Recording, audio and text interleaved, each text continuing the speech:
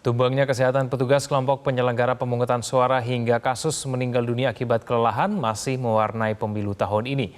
Beratnya beban kerja hingga longgarnya proteksi keselamatan para petugas pun menjadi catatan serius.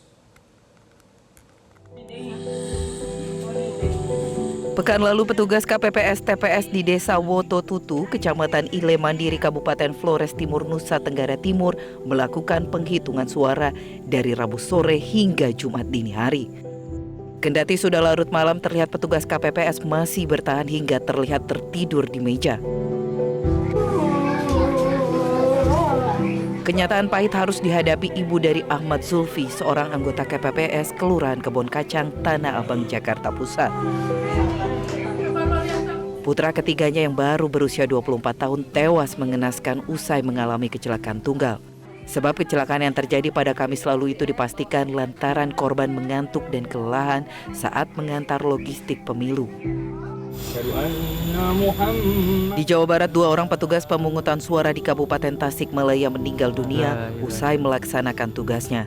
Keduanya diduga mengalami kelelahan. Saat dievakuasi ke puskesmas karena mengeluh sesak napas, korban ternyata sudah meninggal dunia. Jenazah korban pun langsung dimakamkan. Kejadian ini membuat proses perekapan hasil penghitungan suara pun ditunda. Dari rangkaian kejadian ini, praktis penyelenggaraan pemilu 2024 masih diwarnai berita duka cita. Ketua KPU Hasyim Asyari merilis informasi terbaru terkait penanganan kesehatan penyelenggara pemilu 2024. Ia menyebut 71 petugas penyelenggara pemilu yang meninggal dunia. Untuk coverage, monitoring dan juga perlindungan kesehatan dan jaminan sosial, entah ketenaga kerjaan, entah jaminan sosial kesehatan bagi badan ad hoc terutama, akan dilakukan sampai dengan kegiatan rekapitulasi dan penetapan hasil pemilu terakhir, yaitu tanggal 20 Maret 2024. Mengapa? Karena ketika rekap di kecamatan, teman-teman KPPS kan masih dihadirkan untuk mengawal hasil penghitungan suara di TPS. Demikian juga nanti ketika rekapitulasi di tingkat kabupaten kota, anggota PPK juga dihadirkan ketika rekapitulasi kabupaten kota. Bila dibandingkan dengan pemilu 2019, jumlah petugas KPPS yang meninggal mengalami penurunan.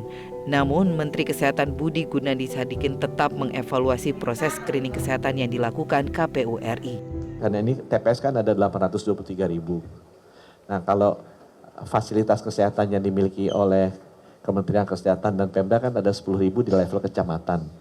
Bisa nggak misalnya satu puskesmas di kecamatan mengcover TPS di kecamatan itu, sehingga untuk yang berisiko tinggi aja dulu, nggak usah semuanya, seenggaknya bisa didatengin, dicek.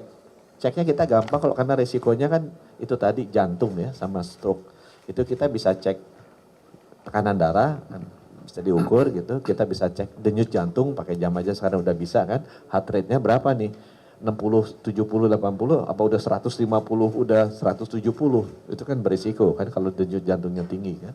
Atau juga kita bisa ukur saturasi, karena beberapa juga meninggalnya karena masalah pernafasan. Berdasarkan data Kementerian Kesehatan tahun 2019, petugas KPPS yang meninggal dunia berjumlah 527 jiwa. Data ini diperoleh dari hasil investigasi Kementerian Kesehatan di 28 provinsi. Berdasarkan hasil audit Mendik, meninggalnya petugas KPPS sebanyak 51% karena kardiovaskuler. Kematian tertinggi kedua adalah asma dan gagal pernapasan. Kemudian kematian tertinggi ketiga sebesar 9% karena kecelakaan. Sisanya karena diabetes, gagal ginjal, dan liver. Tim Liputan, Metro TV. Jelajahi cara baru mendapatkan informasi. Download Metro TV Extend sekarang.